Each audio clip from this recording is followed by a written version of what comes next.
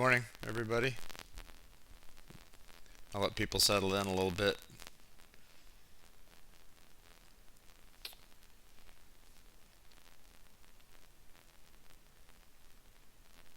Morning, Vince.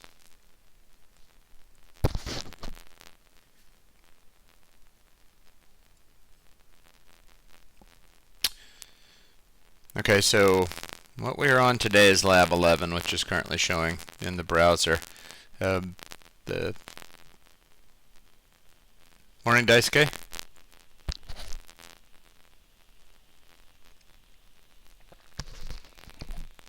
So I'm thinking we can actually finish Lab 11 today because the circuit doesn't change very much for it, and most of the programming we actually did for Lab 10, although I'm going to repeat that stuff, maybe just go slightly faster this time. I'm getting a little bit of lag on Twitch, so hopefully your experience is going okay. So the first thing I'm going to do is just fix up the circuit based on the new diagram and then go look at the code. So the diagram. So what it wants, and I have mine upside down just because it's easier to run the wires, but what it wants is to swap out the red one for a four-legged clear LED. So that's this guy right here. You can see the four legs. Maybe you can. Anyway, it's got four legs, and it has basically three colors in one LED, so we can get, instead of just turning it on and off, now we can toggle it between off and three different colors, and we can even turn on two colors at a time to mix the colors and get different colors out of that. So we'll play around with that a little bit, but I'm going to wire it up and then I'll do a quick test just to show you without software how it works. So the trick here on this one is, if you can see it, let me get a pointing device if you can see it. There's a long leg in there. So with the two-legged LEDs, the long leg is positive, but with the four-legged LEDs, the long leg is ground. So ground and then the three other legs. It doesn't really matter what colors are on the three other legs. You can experiment to get the color combinations that you want. The important thing is to make sure that you have ground going to ground and that you have the other three wired out for the Nucleo board. So this LED right here is going to require three resistors. Just like before. I don't know if you can see it, but they're all 220. It had it for a second. If I put my hand behind it, will it focus? There we go. So just like other LEDs, none of that changes. This is going to have one ground wire, three resistors. There's the three right there, and then wiring to go out to the board. And I'm just going to use the diagram and follow that. Okay, so on mine, the red one comes out. So it looks blue as far as I can tell to you, but that's red. So that one comes out, and I'm just going to remove everything related to this red one from Lab 10 and then redo everything for the new LED. So I'm going to take out its ground wire, I'm going to take out its resistor, and I'm going to take out its lead that went to the board and remove that from the board. Okay, so red one's gone. Now the white one's going in. So I'm going to spread the pins out a little bit just so I can sort of get them down into the breadboard. And I'll show you what my goal is, how I'm hoping to make it look.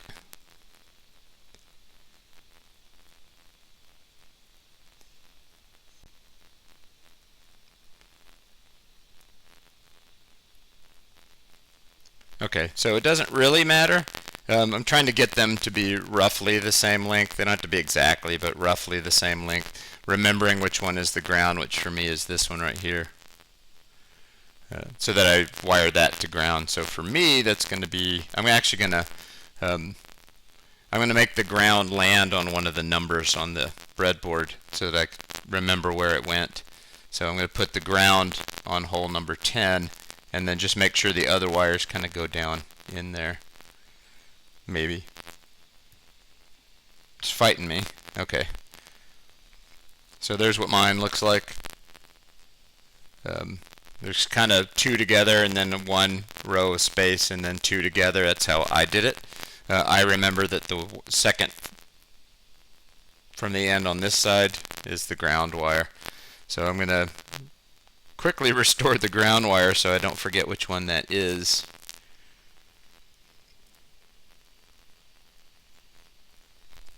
And then I'm going to put the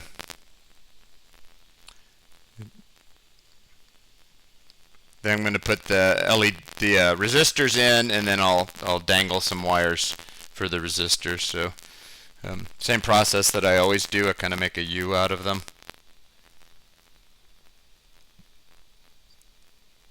And then just connect them up, bridging the gap on the breadboard.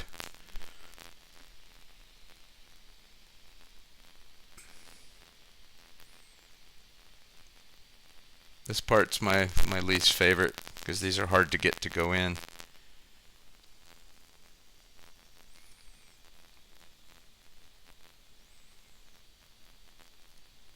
I think that went in.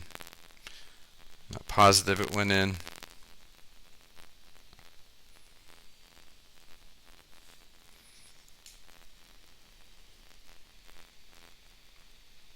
So just remember, this one kind of acts like 3 LEDs in one place, which doesn't save us any programming work because we have to program it as if it's 3 LEDs, but it does save us some space on the breadboard. Ah, dang it, man. This one's really fighting me hard.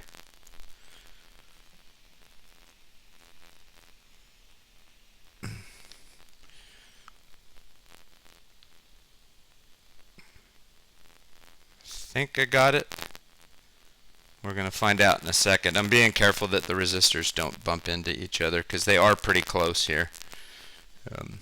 Those resistors right there are pretty close together. So I'm just making sure the wires don't cross. Morning, Brooksy.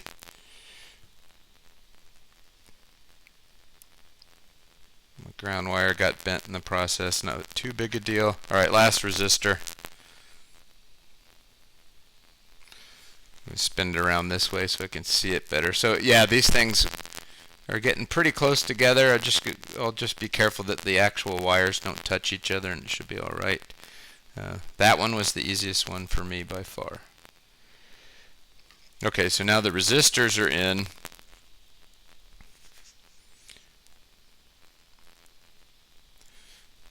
Now I can hang 3 wires off of it.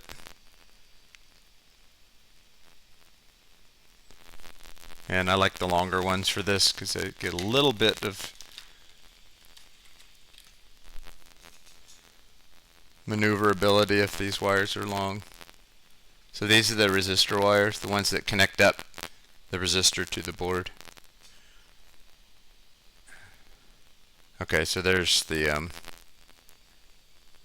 there's my 3 new wires. So that thing's all wired up. Now I'm going to cheat a little bit here. So I'm going to plug it in. I'm going to ignore whatever the software is doing right now. I don't care. What I do care about, though, so I don't care about any of this crap. What I do care about is making sure that if I put power on the LED that it does different colors. So the way I'm going to do that is I'm going to take each of the leads. So I have 3 leads. And I'm just going to do one of them at a time. I'm going to connect it to the 3.3 volt on the board. The 3.3 volt is on this side. So I'm going to connect one lead to 3.3 volt. That makes it looks red to you, it looks blue to me. So that's the first one. So that seems to work. Now I'm going to take the second lead off the LED, plug it. I'm going to remove that first one and I'm going to plug this one into the 3.3 volt. So for me that's green, which looks sickly yellow from where you're sitting probably, but a different color, so that's good.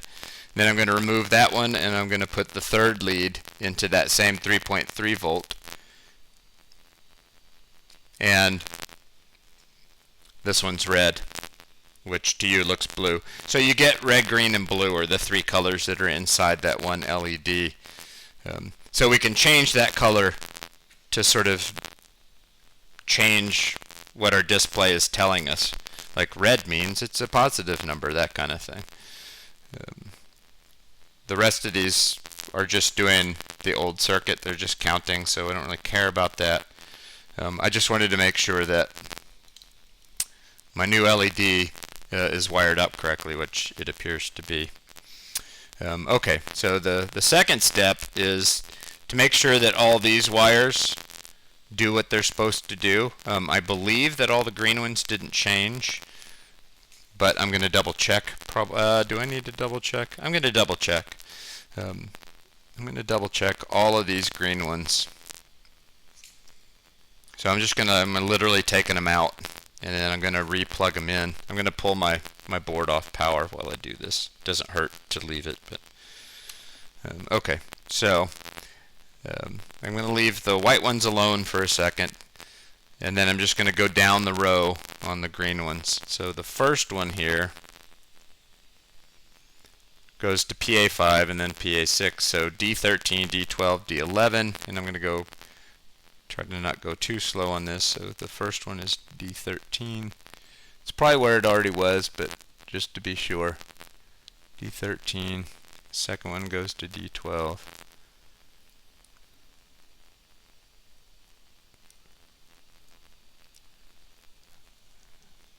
The third one goes to D11.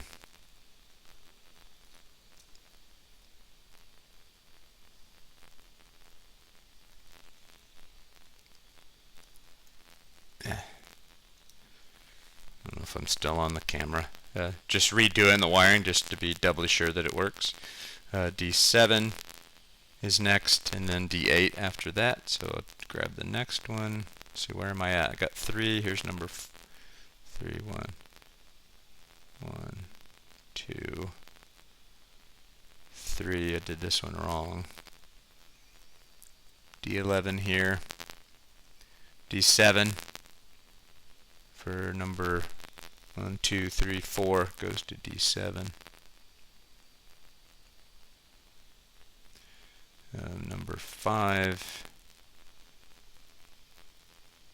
6, 7, 8. All right, number 5, 1, 2, 3, 4, 5 goes to D8.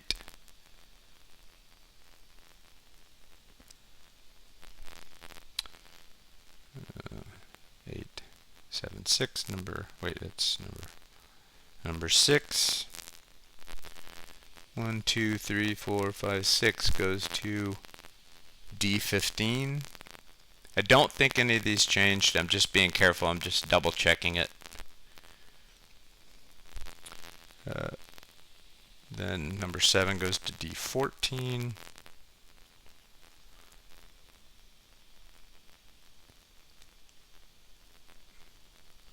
And then number 8 here goes to D6.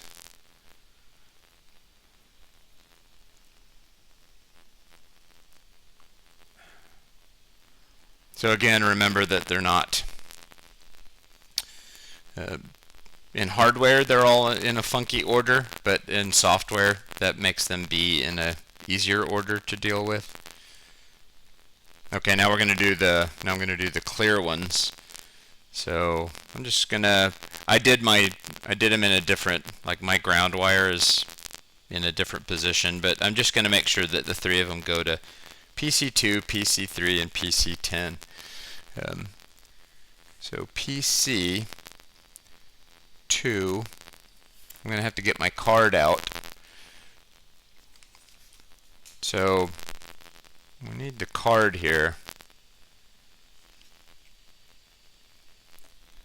Define PC. Alright, so PC2 and PC3 are down here on the left, and that puts them on male pins. So I'm going to have to change the wire type for PC2 and PC3. I'm assuming PC10 is also on a male wire on this side. So you can't really see it too good in my camera. Let's see if the camera can. Okay, so there's PC10, and then if you go down to the bottom, there's PC3. If it'll, it's probably my hand shaking. Come on, man.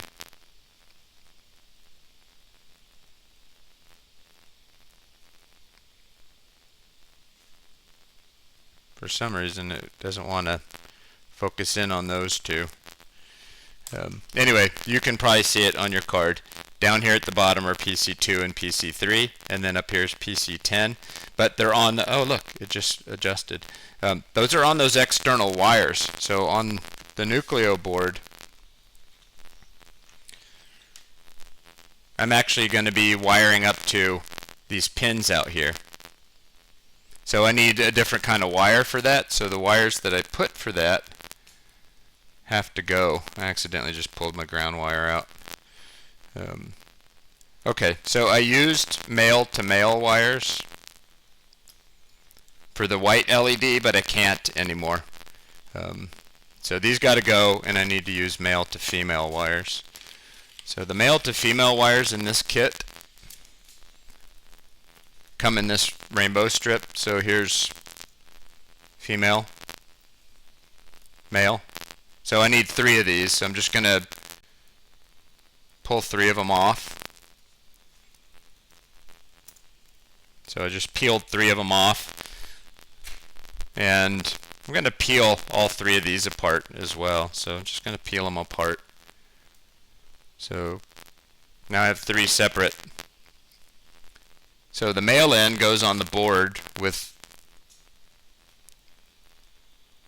the resistors. They get pretty snug because of that sleeve. They have that little square piece of plastic around the end of them, so they're going to be pretty snug together. It's alright. Okay, so there I have the male ends. Where did my pointer go? There I have the male ends, square, and then you can kind of see it snuck in there. And then the female, the female ends then go to the Nucleo board. Doesn't really matter what order, but I saw that the top right corner was PC10. So I'm going to connect one to PC10.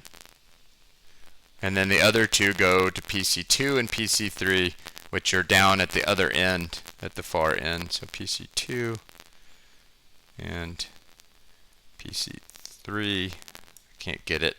That wire's fighting me a little bit. Okay, PC2 and PC3.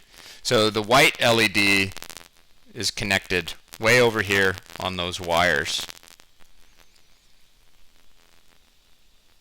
That's the white LED wires. PC2 and PC3 here, and then PC10 there.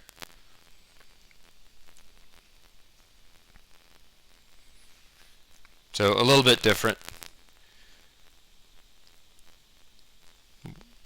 Wiring setup.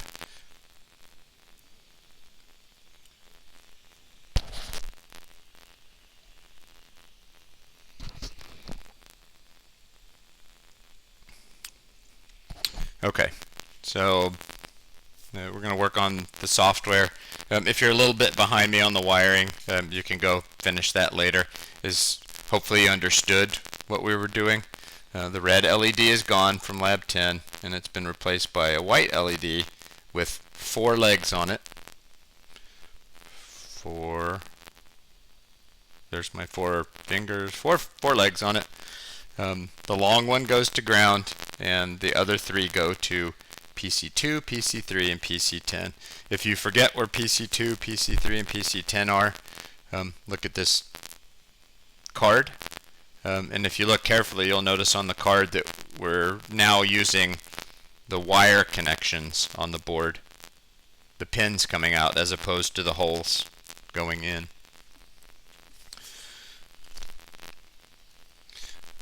Okay, so now software. And I tested them. So before I did any of that craziness, I just sort of plugged in my board.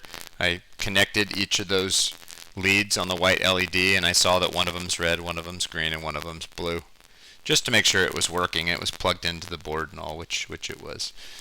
All the other lights don't change from lab 10. It's just this new one right here with the 4 legs, lab 11. Okay, software. So a lot of the software is going to be stuff that you already know about.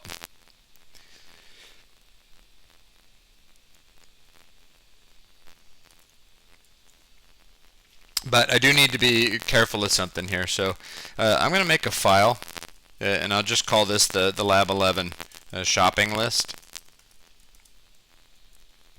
All I mean by that is I'm going to gather some intelligence by looking at the Lab 11 code. Let me save this real quick. Today is April 16th. Okay, so I'm going to go inspect the Lab 11 code here and try to figure out what new is going on. So let me make sure that you're actually seeing. Okay, you are. So I have the clock enable. That's not changed. I have the mode settings for A pins, which is some of my green LEDs. I have the output for the A pins, which is some of my LEDs. So remember, the mode pins allow me to say, hey, I want to do output on an A pin, and the output data register is how I actually put output, how I actually turn stuff on the A pins. I have the mode for the B pins because some of my green LEDs are connected to B. I have the output register for the B pins so that I can do output on those LEDs. The trick here, of course, is that someone looking at my circuit doesn't actually know the origin of any of that electricity. That's all my programming that does that. So as far as anyone in the world knows, they just look at this display and like, there's an 8-bit value, and I know I did some trickery in my code to combine the efforts of A and B pins to make one 8-bit display out of it. I keep making my ground wire fall out. Okay. I can probably take that a tad closer.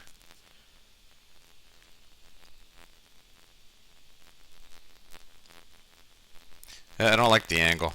I like this angle better. Okay, so I have B pins, and now I have C pins. And I noticed that I just wired up some. I've never used C before, but I'm going to have to do mode settings for C, and I'm going to have to do outputs on C when I want my white LED to do different things. So that's part of my intelligence gathering, is just to recognize that I'm using pins from A, B, and C, a various sort of random seeming combination. It's not entirely random, by the way. It's not all of the pins can be used to light up LEDs, so we're sort of getting all the pins together to make what effectively in this case is we have 8 LEDs plus the white one, which is 3 more, so we have 11 possible outputs. So we're sort of gathering together a collection of A, B, and C pins to do 11 different outputs. Still looks kind of crookedy.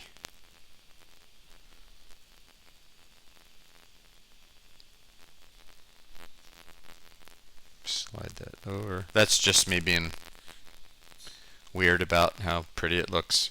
Okay, so that's part of my intelligence gathering, A, B, and C. So I'll keep that in mind when it starts telling me to do stuff. There's a lot of notes in here about what's connected to what. Oh wait, are you seeing? Are there any? Okay, so let's just read down through here. So a lot of stuff has already been done for us. So for example, the clock enable setting has already been done for us, but I'll just point out that what does 0x7 look like? Well, it looks like this. Looks like this value in binary. So why that value in binary? Well, that's turn on A pins, turn on B pins, turn on C pins. So that 7 is there because we need to enable A, B, and C pins for our circuit. So that's why that is a 7. Okay, so now it's doing the A mode stuff. So it tells me here that I'm using A5, A6, A7, A8, and A9. So let's just confirm.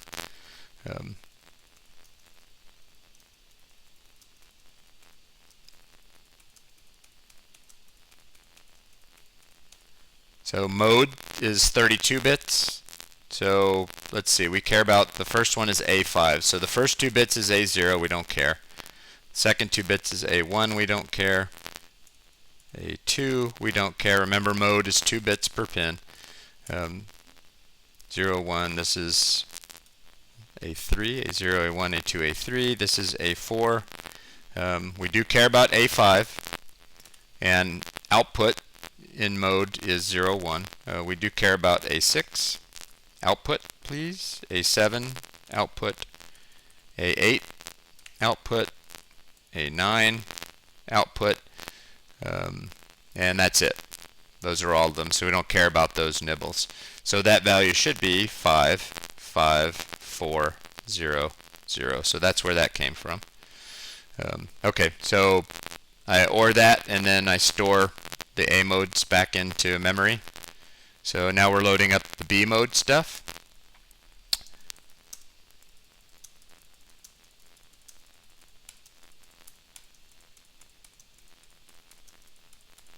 Okay, so B mode. So let's see, the first one I care about is B8. So B8 and B9. So B0, don't care.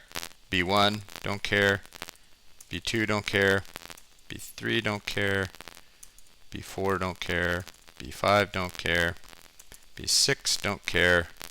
B7, don't care. B8, I do care. Output. B9, I do care. Output, and I don't care about the rest. Oh, B10. So I do care about B10. And then I will finish that nibble, and then I'm done. So that should be 1, 5, and then 1, 2, 3, 4 zeros. Because this is a pretty large value, it's more than 4 nibbles. I used a load instruction first into R4, and then I ORed with R4. Oh, by the way, remember, if the first 2 are the same, then you can just use sort of the plus equals, the OR equals style. That was true up here as well. The first 2 are the same, so I don't actually need that part. It's okay to have it. Okay, so that was the B mode settings, and then the B mode settings are stored back. So all this has been done for us already. I'm just sort of explaining to you how they got that way and why they are that way. Okay, so now we're in the C mode. We've never done C mode, but it's the same process.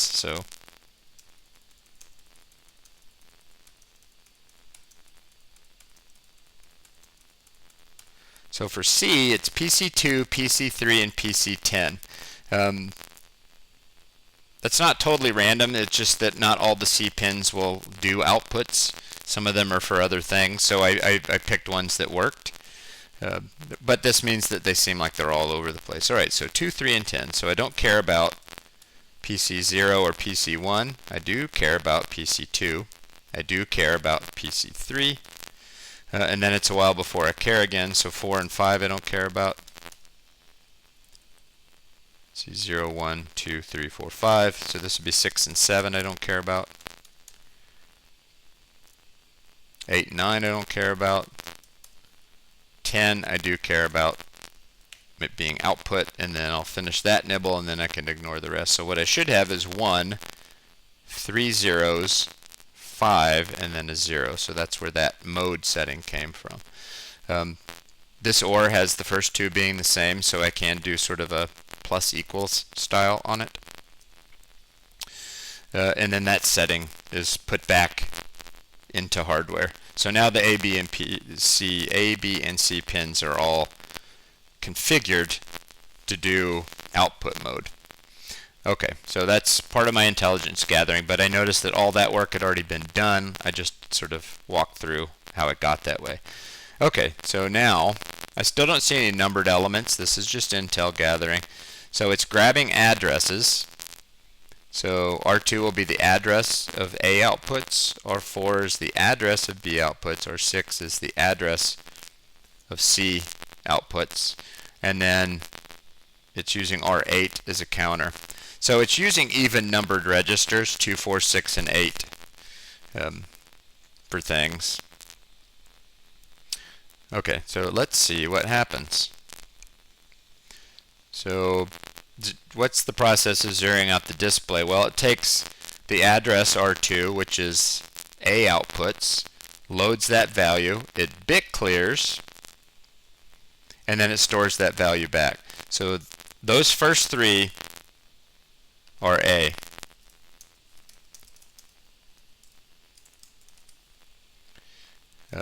This value right here, so remember this is output data register, so let's see, the A ones are 5, 6, 7, 8, and 9, is that correct? 5, 6, 7, 8, and 9. Okay, so output data register is 1 bit per pin. So 5, 6, 7, 8, and 9, we don't care about 0, 1, 2, or 3. 1 bit per pin. We don't care about 4. We do care about 5, and 6, and 7, and 8, and 9, and then we'll just finish that nibble out. So the value should be 3, E, 0, which is how that got that way. So that work's already been done for me. Here's our 4 being loaded up. And if I look above, R4 is the B pins, so this section is zeroing out the B pins. The B pins of interest are B8, B9, and B10. B8, B9, and B10. 8, 9, and 10. So I don't care about anything through from B0 to B7, but I do care about 8, 9, and 10. I'll finish that nibble. So it should be 7, 0, 0, so that's where that came from. So we use the address of GPIOB to get the value. We update the value, and then we store the updated value back into hardware, which clears out the bits. R6 is the C pins.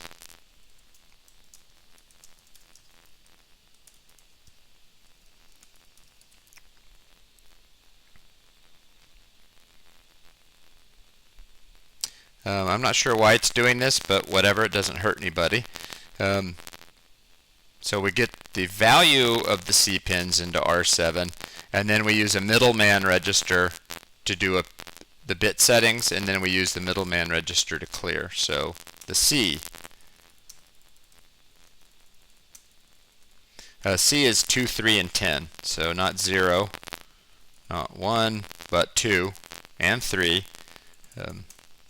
4, 5, 6, and 7 we don't care about. 8, nope. 9, nope. 10, yes. Finish that nibble. So we should get 4, 0, and this is 12, which is A is 10, 11, C. So 4, 0, C, that's where that came from. So we clear those bits, and then we store the value back to clear the C pin. So now the entire display is cleaned out. That's where all that came from. I still haven't had to do any work because all that was done for me, but I wanted you to see where it came from.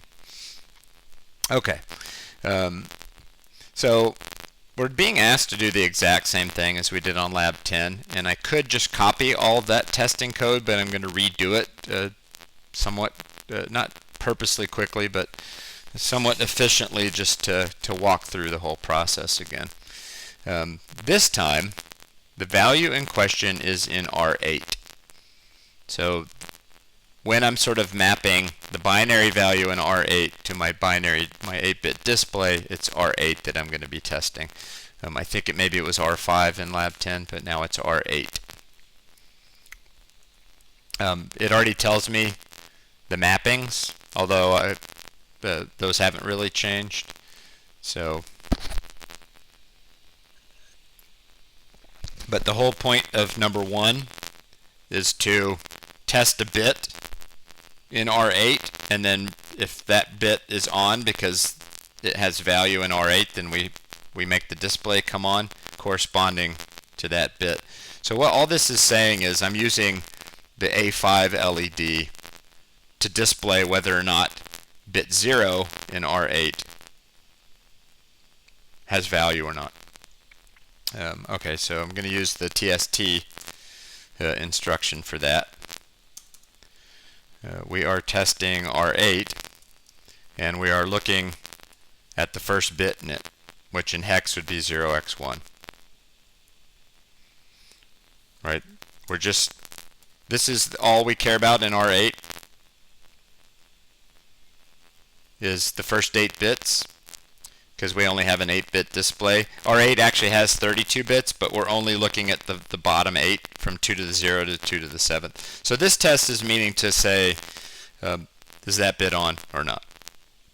Okay, we'll use an if-then block. The test for successful bit check is not equal, as it turns out, and then we're just going to OR.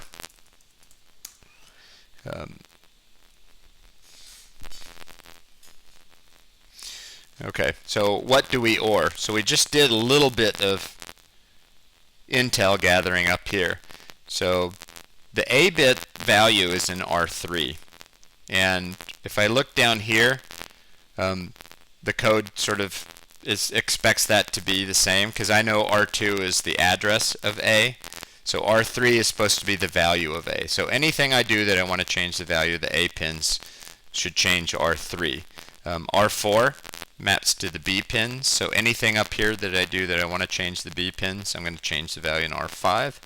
And then R6 maps to the C pins, so anything I do in my code that I want to change the C pins, I'm going to do in R7. So the odd numbered registers are being used as the places that contain the values I want to manipulate. So R3 is A, R5 is B, R7 is C. So in this case, if I want to change A5, then I need to OR something in R3.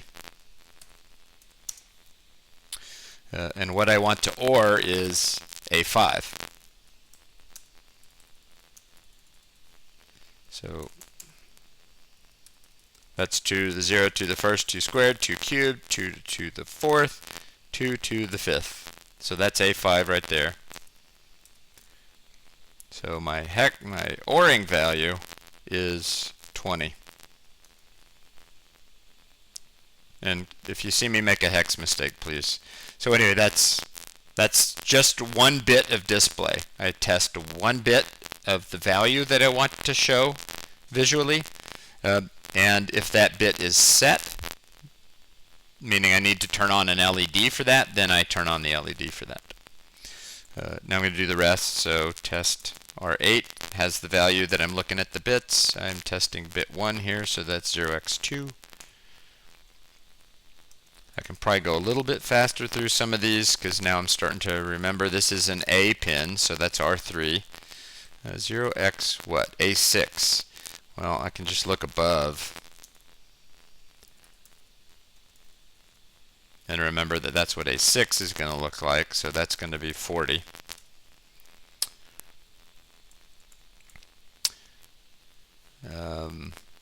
Now I need to do bit 2.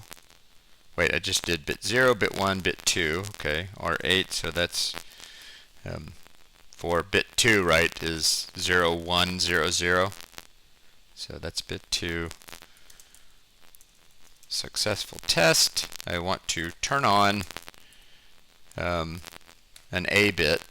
That's A7. So I can just sort of see from above that A7 is going to be, this is 2 to the 7th, A7. Okay, that's 3 of them. We're going pretty good here. Always testing R8. That's the value I mean to be displaying visually. I'm on 2 cubed. Alright, was I? 2 cubed.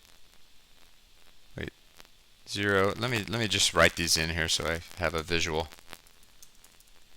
That's the one being tested there, so this one is going to be, yeah, alright, so this one is that, which in hex is 0x8. I did this one wrong. No one caught me. That's 80.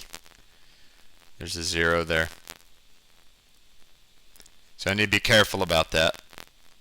This one's 40, that's correct. This one is 20, that's correct. So I missed the 0 to get that 80 right there. Successful test means that I'm going to turn on, that's 2 cubed, that's A8. So I'm still in the A's. A8 is way up here. That's 2 to the 8th. So A8, this is all, that's 2 to the 7th, that's 2 to the 8th, so that's A8. So the hexing value is actually 100 here.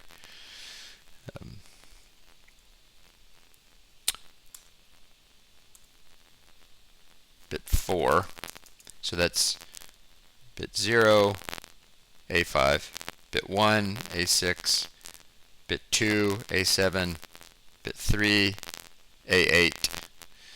I'm on bit 4 now.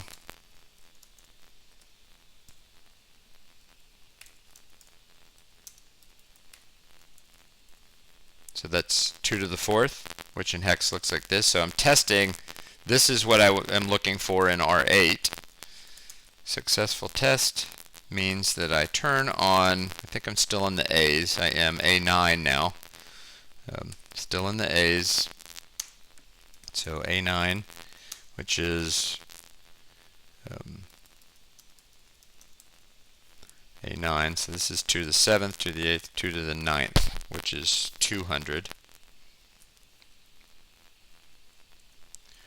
At this point, I switched to B's, so I'm going to be working on R5 now. Now I'm still testing R8. That's the value I want to pretend that I'm showing a visual for.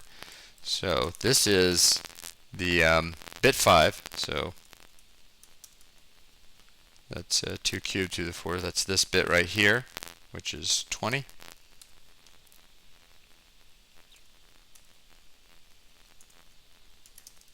Successful test means that I OR R5 now. I'm on the B's. And I want to turn on B8. So that would be this one, which is 0x100 in the B's. 8 to the 7th to the 8th. Now I'm on bit 6. So that's 2 to the 6th, which in hex looks like 40. There is a sort of pattern here you can detect.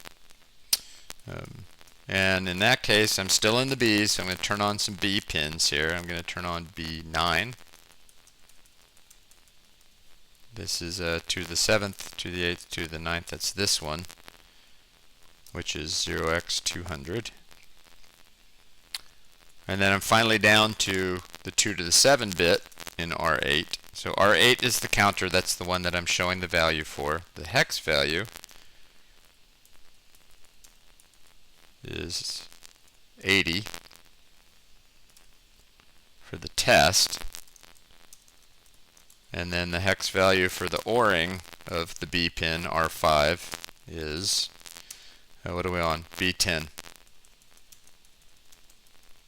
So this is 2 to the 7th, 8, 9, 10, which is 400.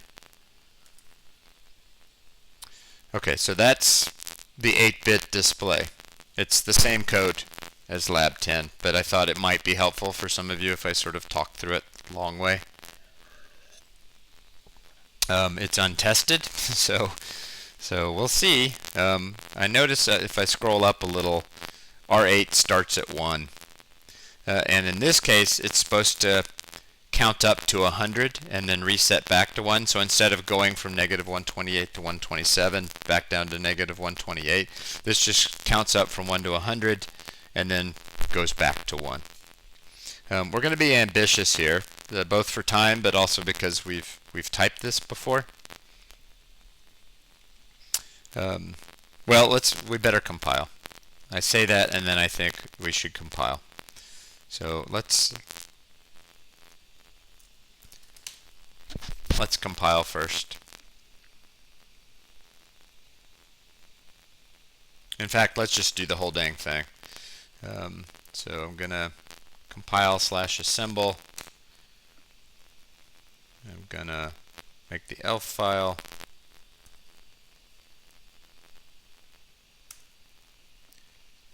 I'm gonna make the bin file.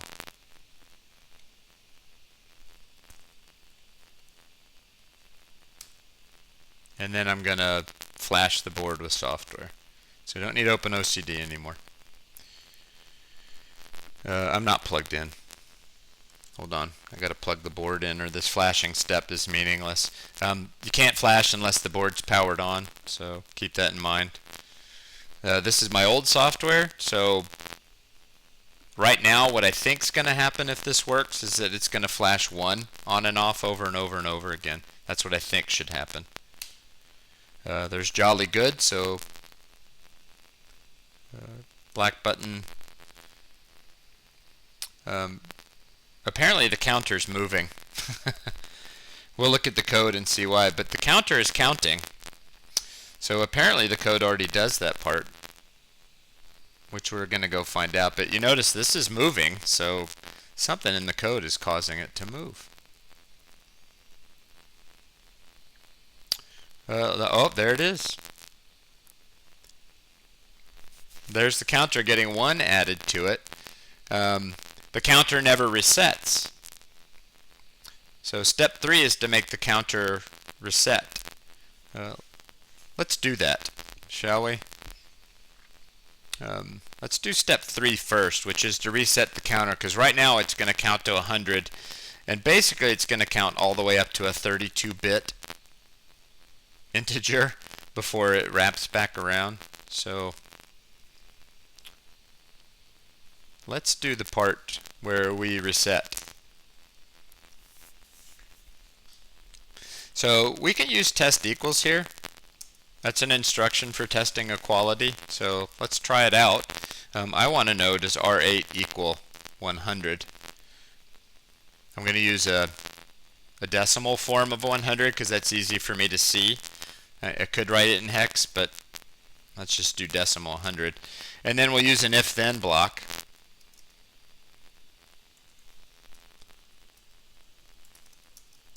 Looking for an equal result. And then on that equal result,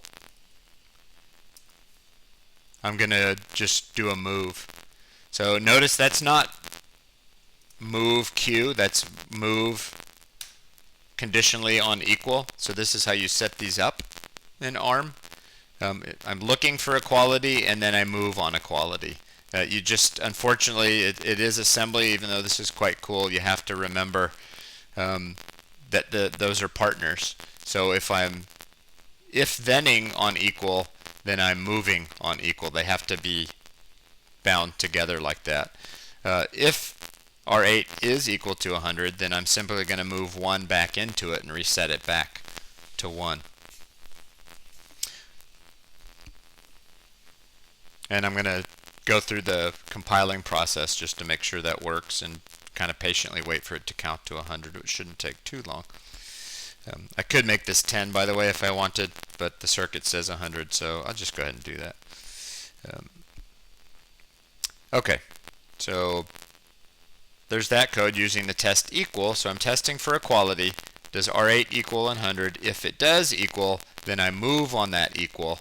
I use a move instruction to restore R8 to its starting value of 1. Okay, so back through the whole process. So compile or assemble elf file, bin file. Where'd it go?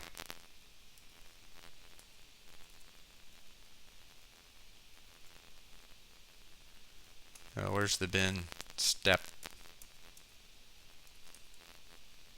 feel like I'm missing the bin step. I'm going to redo the bin step because I lost it somewhere in my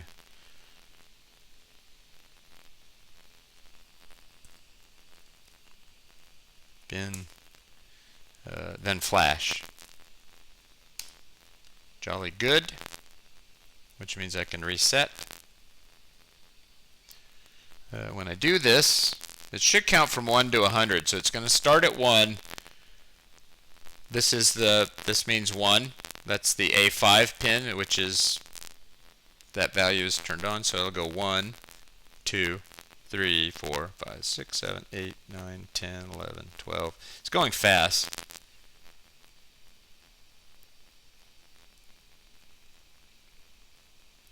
I stopped counting, but eventually it should sort of cycle back to... Right now my white LED is doing nothing, and it's not supposed to because I haven't programmed it yet. But eventually this thing is going to... It's probably already pretty close to there. It's going to... Yeah, so right now it's getting pretty damn close to 100, and it's going to reset to 1, or should. You'll start to see these LEDs kind of fill up to here. Alright, here it comes. There was 1, and then it reset, so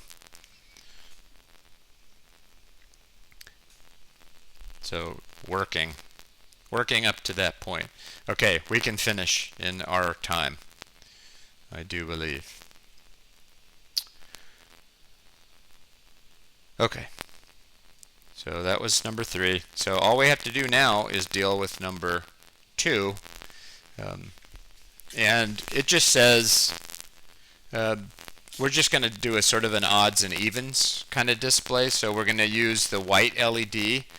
On an even number, we'll make it be one color, and on an odd number, we'll make it be a different color. So the trick is to understand binary and understand what's the easiest way in binary to tell if something is odd. I'll just show you real quick.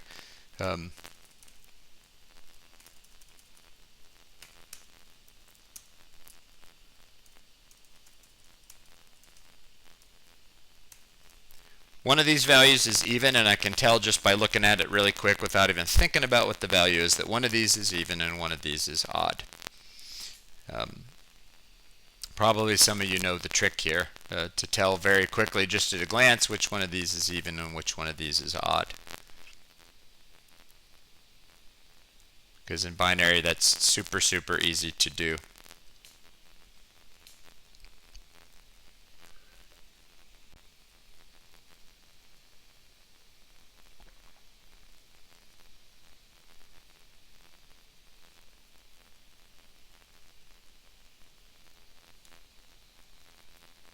Precisely. So good call, Brooksy.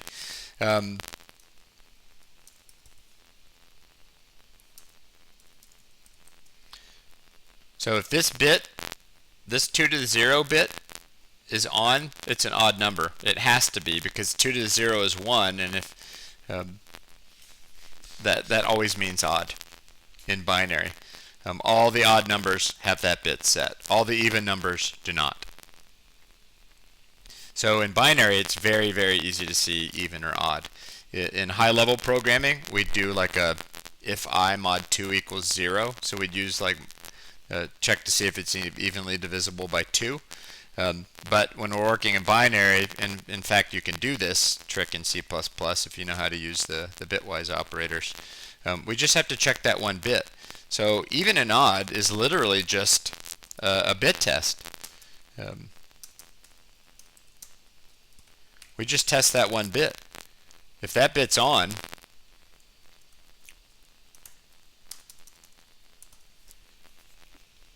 then we have an odd number.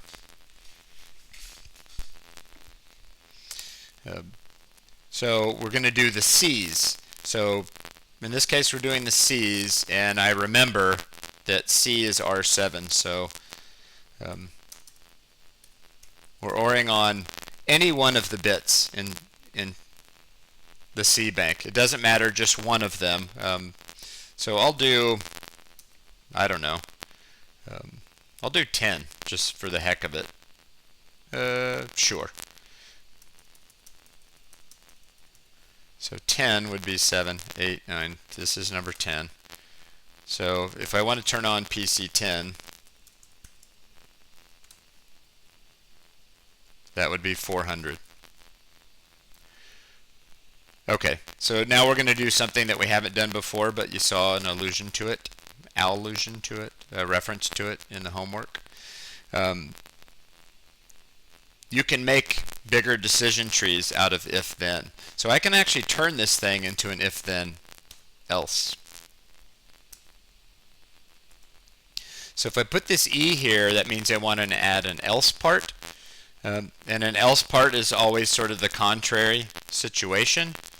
So if I got a successful not equal, I'm going to OR R7. If I got an equal, which is an unsuccessful, then I'm going to turn on a different bit in R7. So notice that the two R's have a different condition code on them. So this one is the else part. That's what the ITE does. So the if-then part gives me the first OR on a successful not equal. The else part gives me a different OR on an unsuccessful equal. Equal result would mean that the bit wasn't set. But all that really means is I'm just going to toggle a different pin. So how about 3, which would be that, right? 4. So you can do up to 4 of these things in ARM. We're just doing 2 and if-then else on a not equal.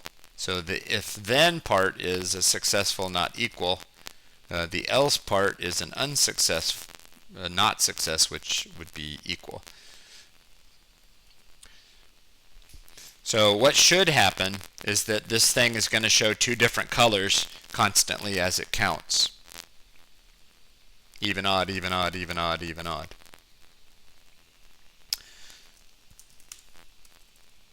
So compile, elf, bin, flash, jolly good is a good sign. Then the reset button. So I don't know if you can see the colors changing because my lighting's bad. But it's one color when it's odd, which that means if that one's on, it's an odd number, and it's a different color when it's even. So even, odd, even, odd, even, odd. We're going to use this same circuit for something else. We're going to do a fizz buzz in it eventually, but even, odd, even, odd, even, odd. If you want to, by the way, I'll just, you can't really see it because the colors I'm getting are bad. So if I put my hand behind it, does it look, yeah, you can kind of see the difference now, right? For me, it's red and green, red and green, red and green.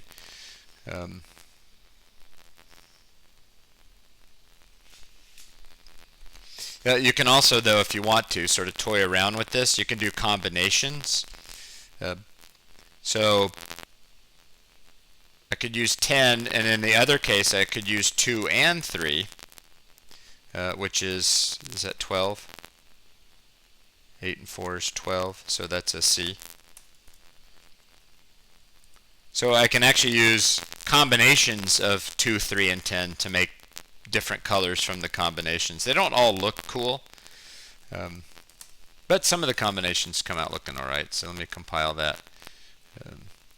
Elf, bin, flash, jolly good, reset.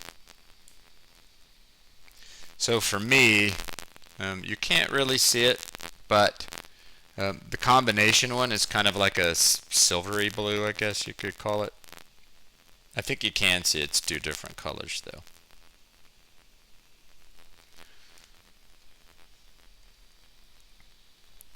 Okay, so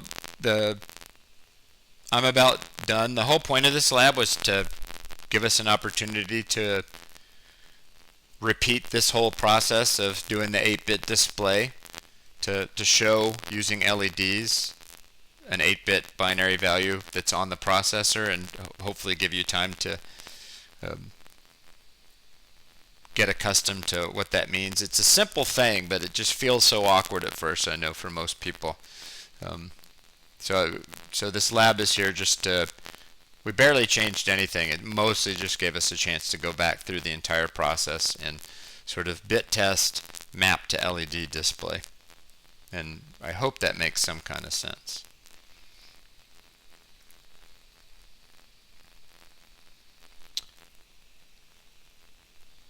I know the colors aren't the best. I'm going to fiddle around with that while I wait to see if you guys have any questions. Otherwise, that's my whole show. But I am going to fiddle around with the camera a bit. See if I can get the colors to look nicer.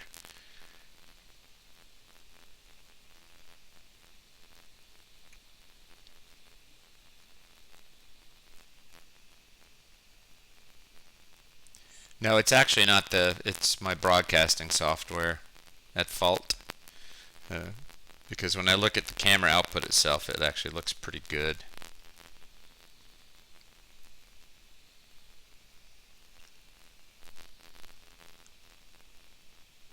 Eh.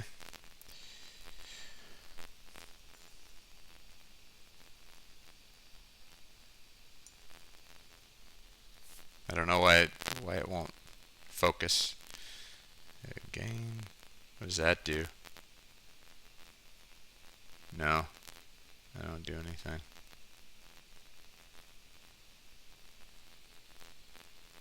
White balance is at 3320.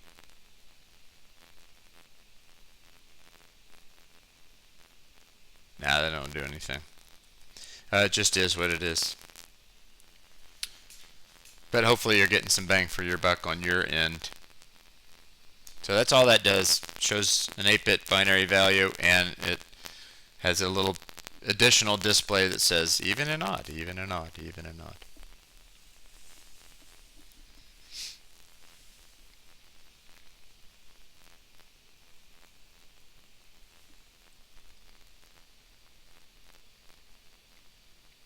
The bit testing is all the same. I'm going to just put sections 2 and 3 because those are new. Just so you have a chance to look at those again.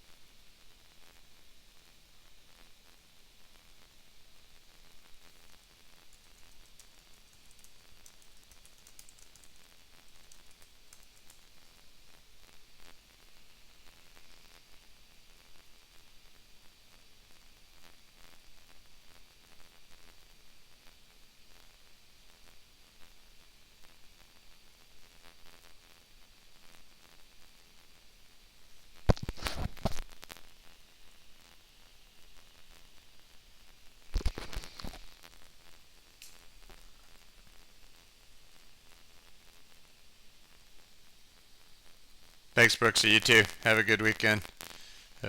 Everybody else have a good weekend.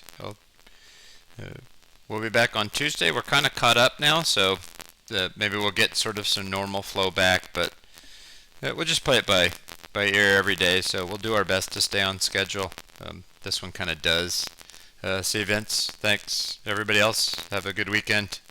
You can always, of course, you'll be emailing the lab, but also email me questions if you have them. And then I will be back on Tuesday morning at 8:30. Have a good weekend.